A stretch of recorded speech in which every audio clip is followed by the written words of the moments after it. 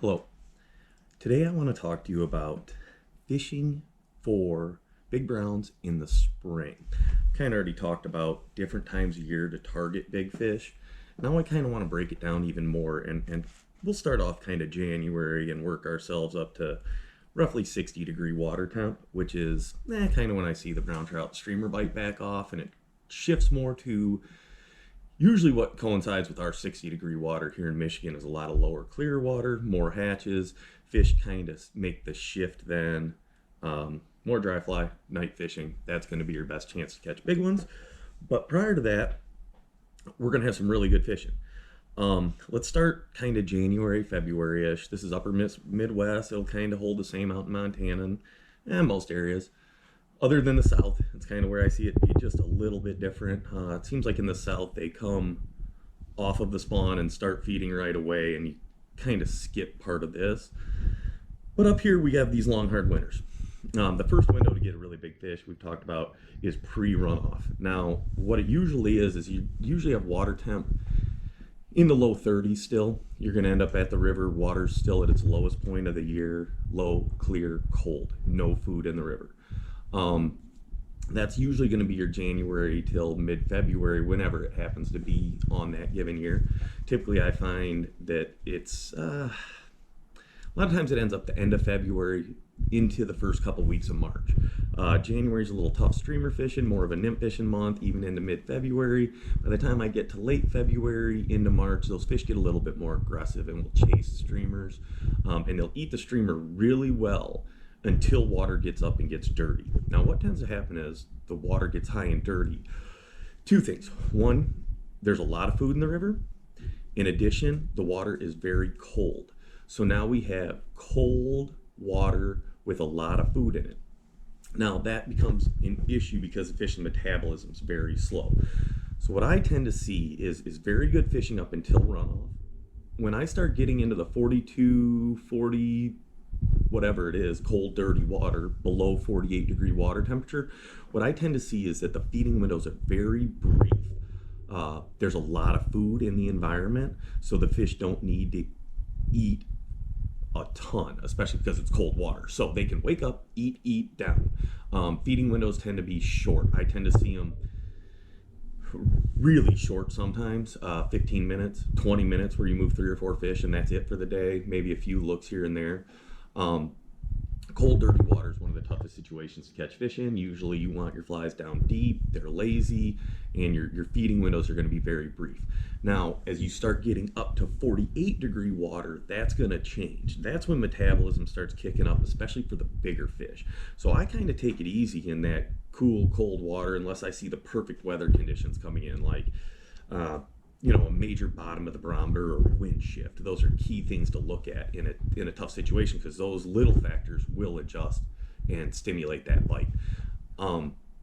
So another way that can help you in those high dirty water situations is avoid the lower big rivers. Go to shallow, smaller rivers. You can usually see a few more fish, but that's usually not very good either. As you start getting into 48, one thing to understand is bigger fish metabolism tends to speed up even in colder water than your smaller fish. So what I tend to see is good fishing 48 to about 55-degree water. You can throw big flies, usually, really match the fly to the water conditions. If it's still higher and dirty, clear edges, dark in the middle, big flies will work good. I really like that situation. And sometimes you do have to go bigger in that situation. I've been in a lot of situations where the 4 to 5 inch fly will not draw fish in dirty or high water, but you go to 7 and 8 inches and they're going to come see that target and find it, especially in the bigger rivers. You've got to give them a target. Your spots are even bigger now than they are later in the year.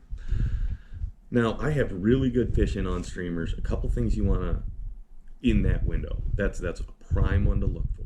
48 to about 55, 56 degrees.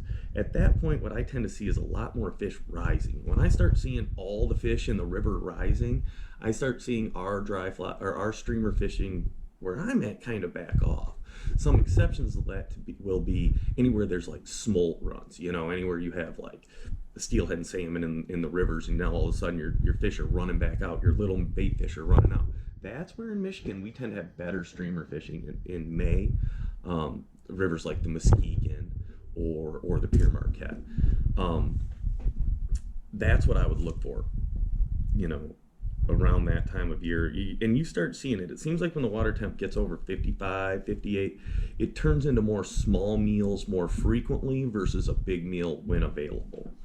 So really look for your best fishing to be in the clear water shoulders too. So we talked about pre-runoff in the clear water. Also understand that as you start coming into spring in that 50-degree water, you're going to start, once the river levels drop out, it usually coincides with water temps coming up too. So now you start getting in a situation where your water temperatures are coming up, getting nice and warm, but you're losing the food in the river.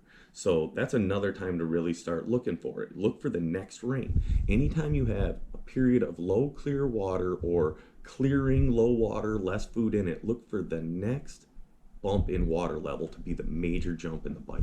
I notice rising water levels are more important than a lot of other weather factors in the spring. That kind of changes in the fall. I see it be more pressure swings, but in the spring, it is really about rising water. And understand, if you start a day with the river being clear, and by the time you take out, it's dirty, you probably had a very good day of fishing.